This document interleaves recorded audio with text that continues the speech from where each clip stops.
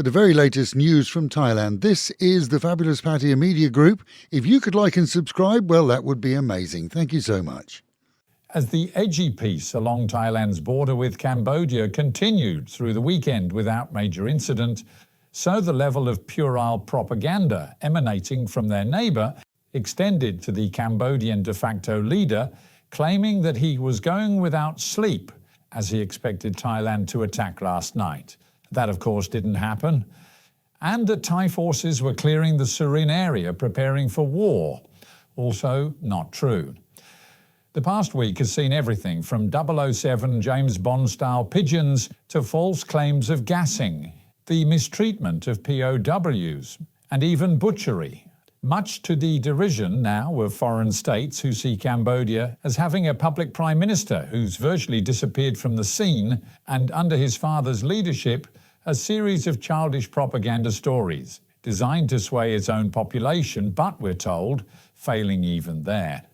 This as both nations prepare for this week's conference of politicians, intended to solidify and perhaps rectify the issues and see an element of normality return to trade and travel between the two. In Udon, Thai police have arrested a 38-year-old German man who's said to have operated a crypto investment scam that saw him relieve a rather gullible Australian expat ex-cop of over $1 million, his life savings. It seemed that they met on social media, of all reliable places, and became virtual friends. The friend introduced the Australian to a crypto trading platform with the guarantee of huge monthly returns. The money disappeared and the fake trading platform entered the ether.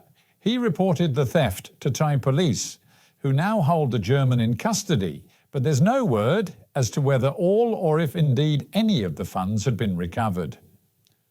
Reports of drones flying over military-controlled areas continued over the weekend, despite a nationwide ban on all drone flying anywhere issued last week. Any spotted are destroyed, and the penalties are harsh for the owners if caught, in addition to the amateur buzzers. The real issue is those being sent over from across the border, and several have been recorded in the air over military installations. Again, the reminder, currently flying of any drone anywhere in Thailand is against the law. And if you ever wondered what might happen to those medical records on your treatment in a hospital, for most they're held and then finally all paper copies destroyed by incineration. But for one hospital, it appears, the administrators contracted a confidential disposal company to shred or burn all those unneeded. But they somehow appeared again as food wrappers for snacks being sold by vendors. That, according to Thai media, has resulted in a 1.5 million baht fine for the hospital. Meanwhile at home, and donations to those in the north who have been flooded out and those in the east evacuated from battle zones reached epic proportions in our city recently, seeing trucks loaded and sent to those in need. A major boost for the collection was a series of donations raised by local motorbike groups led by Kun Jumin.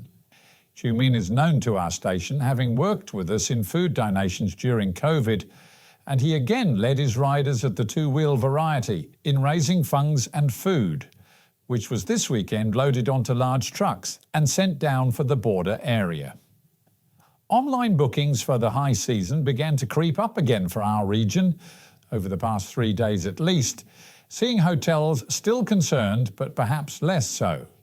With many having dropped their prices and bargains for this, the low season, available to all, it is a great time to visit for sure. A check ahead on any of the hotel platforms, such as Agoda, showed a savings.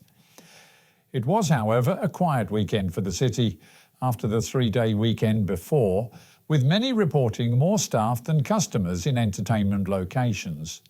And with the Met Office promising highs today of 33 degrees, dropping down to 28, a few midday though, with plenty of sun and the real feel of 41.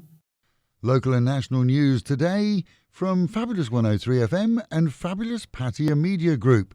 And to get a notification every time we release another bulletin or program, like and subscribe to our channel, Fabulous Pattaya Media Group, by using the link below.